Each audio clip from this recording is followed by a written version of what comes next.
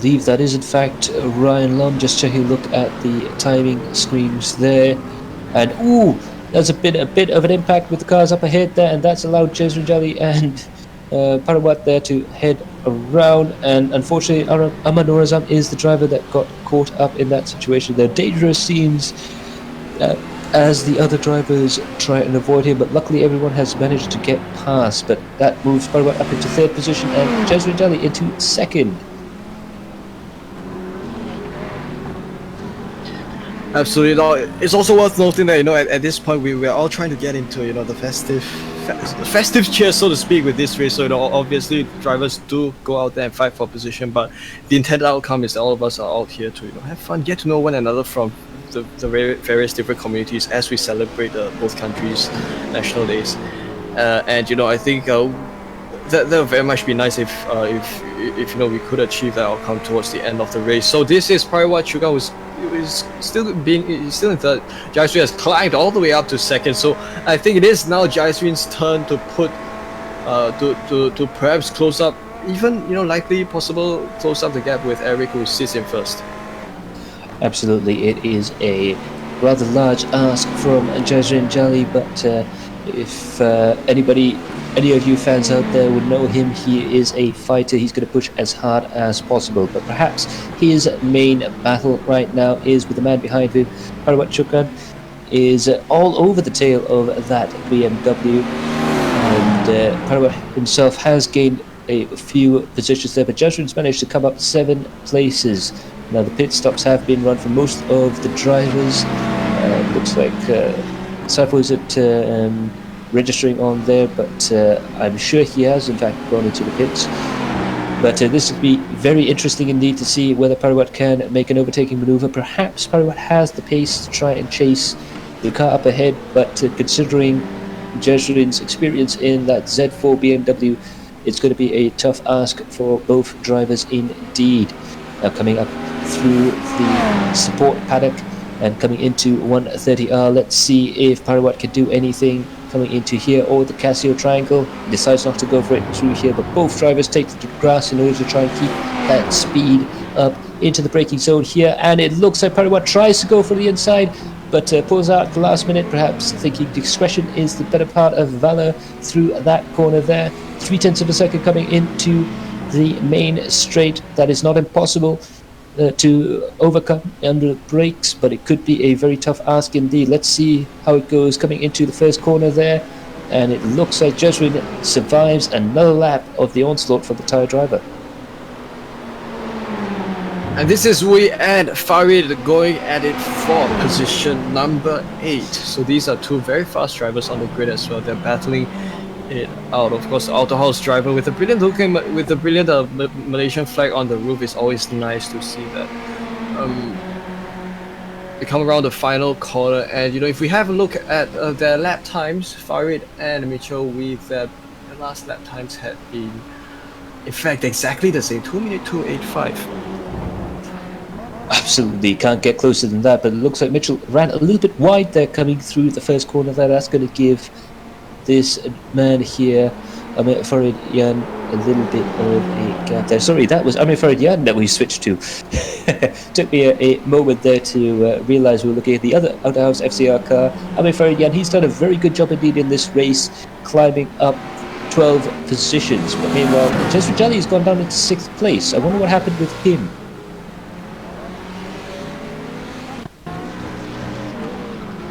So have a look at the replay, and it appears that both cars did come together, and this resulted in Jaiswin going around, and he's lost a couple of positions as he had to try to let the other cars around.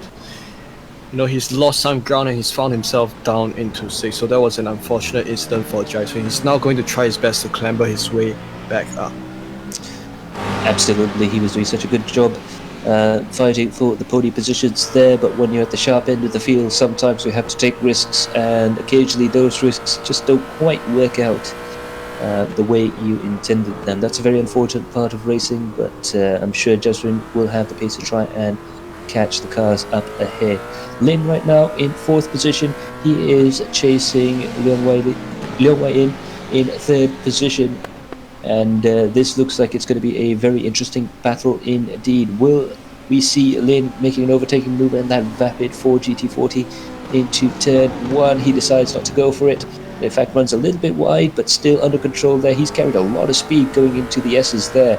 Now, this is a very difficult part of the circuit to try and make an overtaking maneuver work, but if you're quick through here, especially if you're quicker than the man ahead, this could be a place where you could set up a maneuver, especially if you're quick going through Dunlop curves, which is the last part of the S's here, as we see them both coming into the corner here. And if you can get a better run out of Dunlop curve, you could try something through Degner, but it will be a very risky maneuver indeed for Yossi Lin.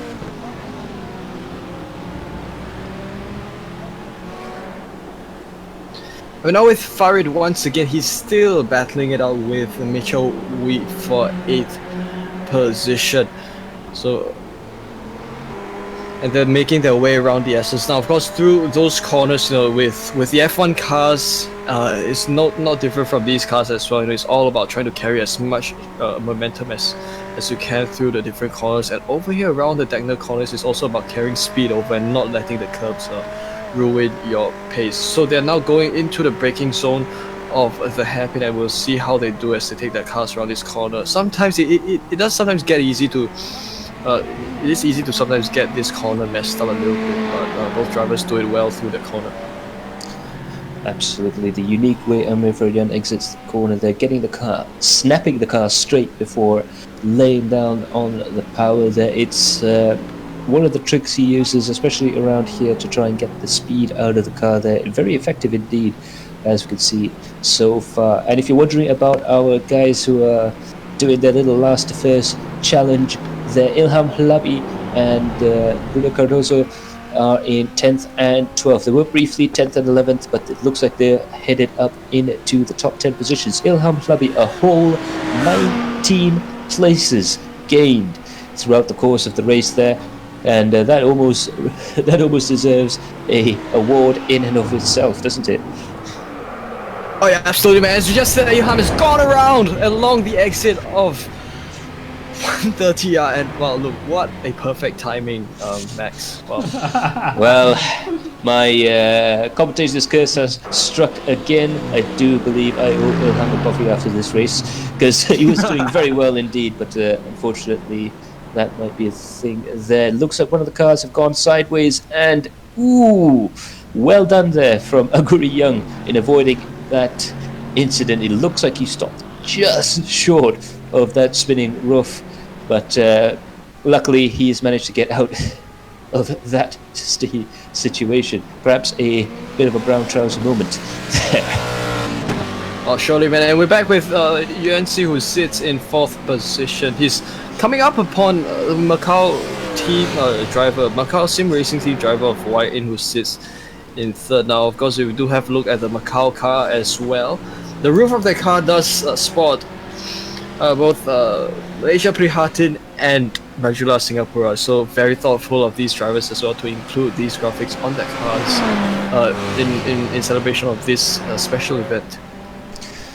Absolutely a nice touch from those guys. But Wai-In Leong, he is now in 3rd position, and the Thai driver Chukranda in 2nd. So it looks like the podium positions changing all the time now.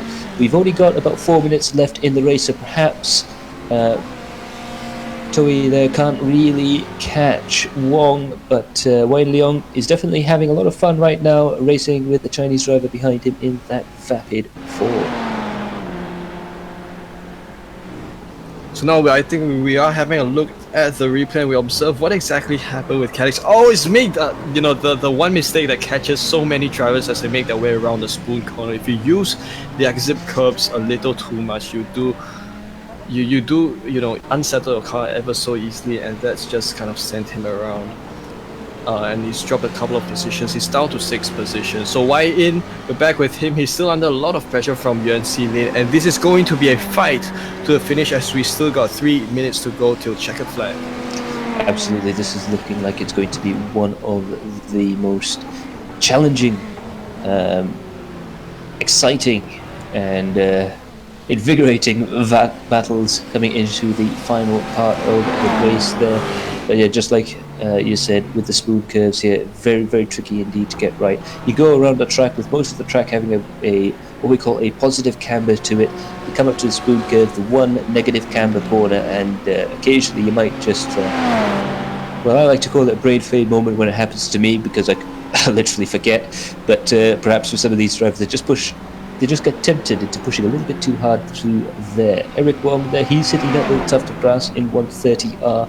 Virtually every lap at this point, he has settled it to a fantastic rhythm, and it looks like he might be able to take this home. Very much so. Indeed, as we come towards the final few minutes and laps, and Leong and Lin are still fighting out so hard. Both drivers going absolutely defensive in their racing line. So we're now on the roof camera of UNC as we have a look at how he tries to size Leong up as they make their way around the Castle Triangle and final corner. Top speed run at this point, so you would sometimes see the Ford GT having a straight line speed advantage. It is so light and small, so it does get easy. It is easy to send the Ford GT around at times. So good use of slipstream. Is he able to go for a move along the inside? Oh, this is UNC who's gone around, and both cars are unfortunate around, but of course he returns the position to wide in, and of course that's very gentlemanly move by UNC himself. And believe it or not, that has promoted, of all people, Jazrin Jolly back up into the podium position. So that is a man who has had a real roller coaster of emotions. He had been involved in an incident which sent him back out of the podium positions, down past the top 6 positions, out of the top 6 positions, and now he's back up into 3rd place. So that is a man who is really riding a bit of a roller coaster, just like the one you saw briefly behind by Casio Tribal. Oh, certainly. And so, whilst that battle, that specific battle is kind of being a little extinguished, you do see Juansiu's in the background, he's regained. We're now with Andy So as he's coming under pressure from Eric Wong right behind. He is side by side with what would appear to be the Audi R8 of Sharil Nurafuddin. This is going to be exciting as they take it side by side, throw into 130. They nearly come into contact, and Andy had been sent wide into the exit of 130, and that's just one additional incident point that he's managed to rack up. Absolutely, but Andy So is not giving up there, and that is one of the things you can see.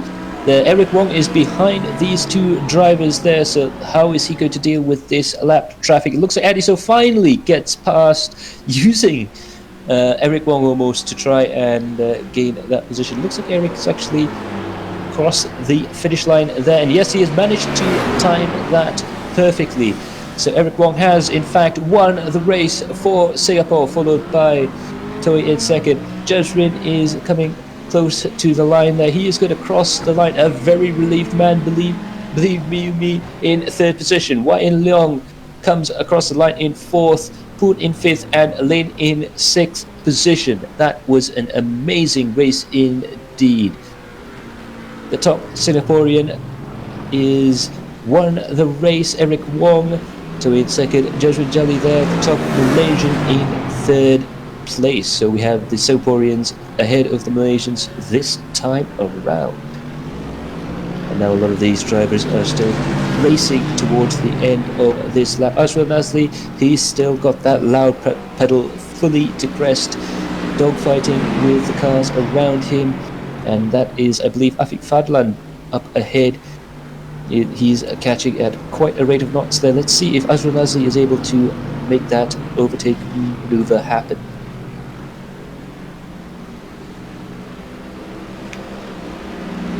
These are the drivers who are going to fight it out into the finish. Of course, we have a huge distance with the rest of the grid. We have only 1 minute 20 seconds till the end of this session. So I think any moment now we can begin having a look at the parade lap and its proceedings after we observe the finish of this.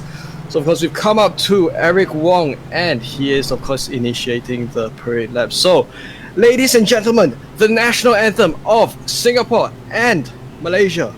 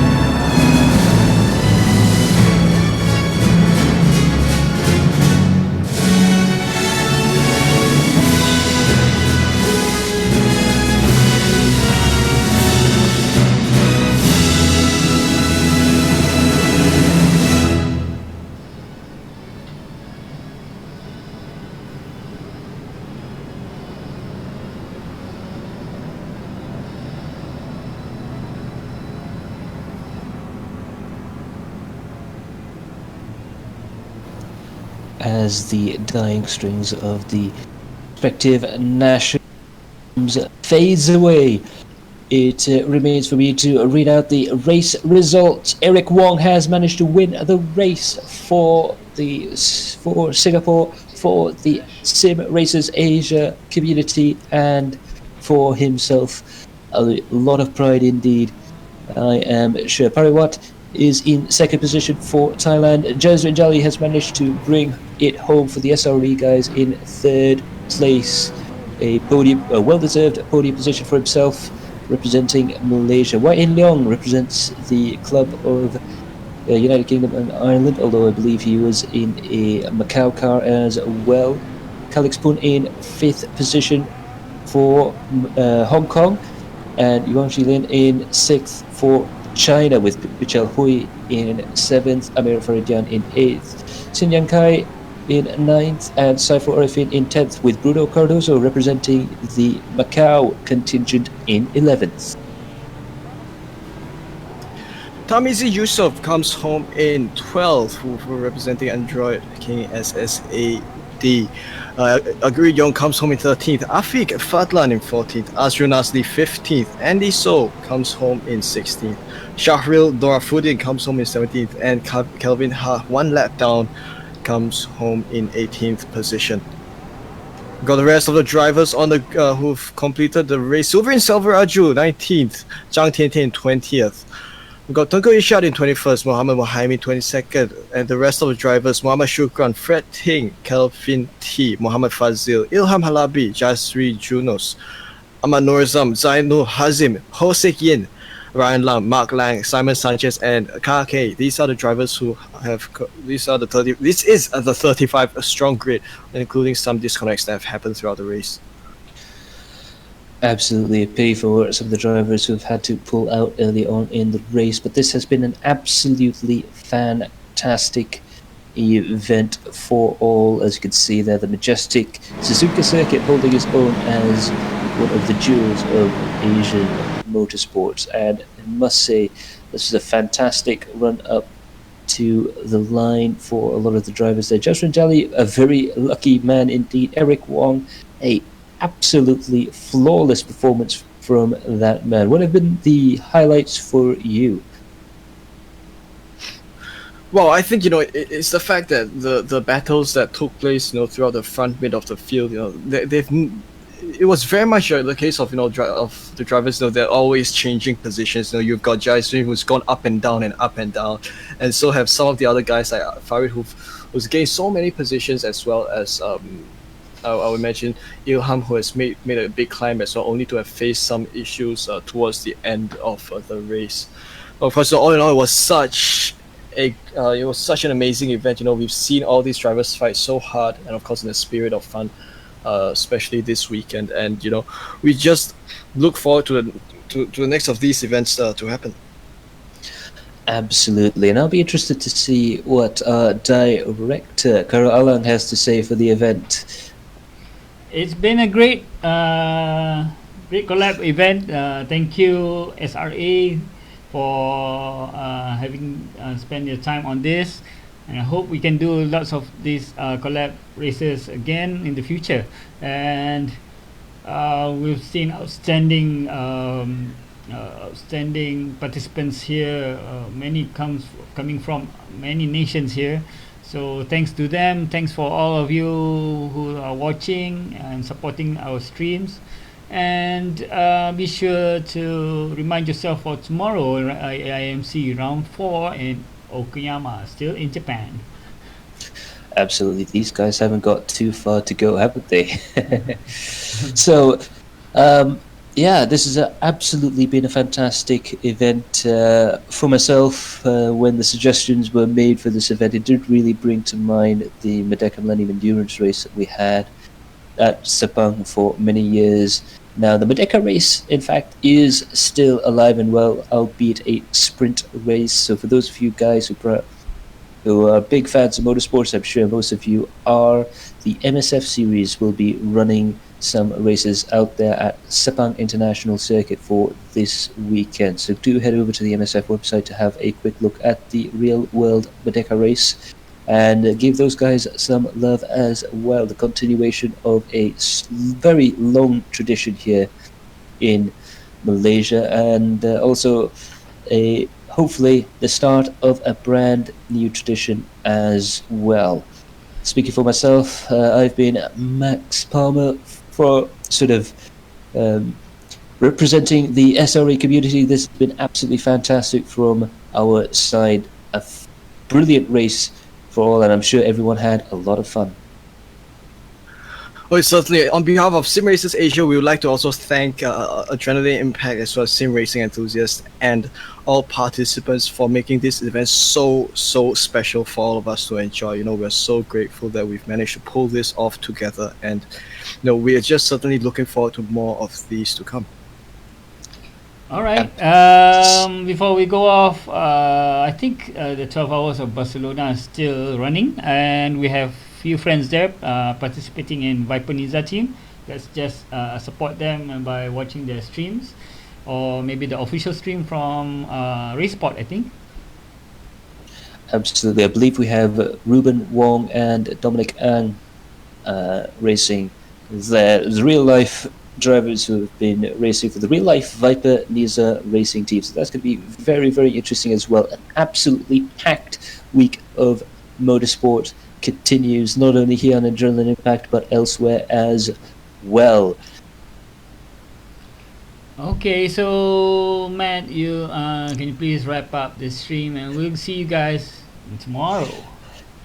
Absolutely. Do stay tuned to Adrenaline Impact. Our week of motorsport continues with round 4 of the Adrenaline Impact iRacing Malaysia Championship.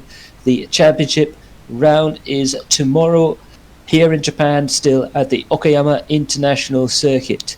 I'll be joined hopefully by Chan Wei Hearn as my wonderful co-commentator who did a good job as usual, and along with Chan Wei Hearn, who has been steadfast in his commentating skills here. We've also had a very skilled director in the hands of Carol Alang, so special thanks to those guys who definitely do all they can to try and make me look good, and to try and most importantly make the racing look good. So do check out the Adrenaline Impact iRacing Malaysia Championship Season 2 with the Kia Optimas coming up. But for now, that's it from myself, Max Palmer, from Chan Wei Hearn, and from Carol Alang. We will see you all tomorrow. Ta-ra!